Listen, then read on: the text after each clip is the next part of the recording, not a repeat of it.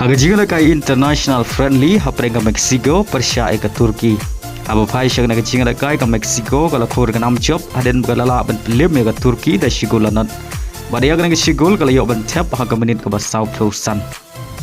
Hagajinga kai Canada shil haprenga Canada Persia ka Ivory Coast. Aba phai shang na jinga kai baro artli ki ken hon ki klemla ban pen khi jar nadu basdang ka kela step hadu bokot ka kelamin.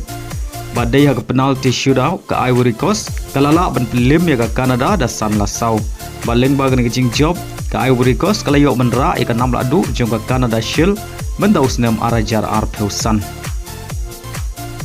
ha ke jing lekai Euro Under 21 Championship ha pering ke Poland Persia ya ke Georgia ha pai shek ke jing lekai ke Georgia kala khor ke 6 job hadin bagalala ban pelim ya ke Poland da arla ke wei Aga jinga lekai apdeng ka Slovakia Persia ika Spain aba phai shang na jinga lekai ka Spain gala khor ke nam job hadin magalala ban lim salit ya ka Slovakia da laila ar badia ka gul pen job junga Spain la yo ban tap haswa ban kut ka jinga lekai kata ha ka menit ka bakandai pheu Aga jinga lekai apdeng ka Italy Persia ika Romania haga ne jinga lekai ka Italy kala khor ke nam job hadin magalala ban lim ya ke Romania da shigul lanot badia ke shigul jong ke Italy le yo ban tap ha menit ke baar thausan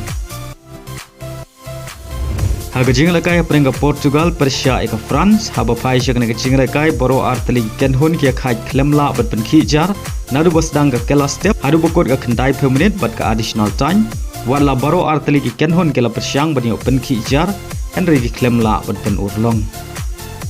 Hagajing lekai yakni rung World Cup happening ke Uruguay Persia ke Venezuela aba phai shing ke jing lekai ke Uruguay kala khor ke nam job hadin bagalala ban lem ya ke Venezuela da ar lanot baleng bagan ke jing job ke Uruguay kala Kiew ke Kyrdan ke basau hakami yakin point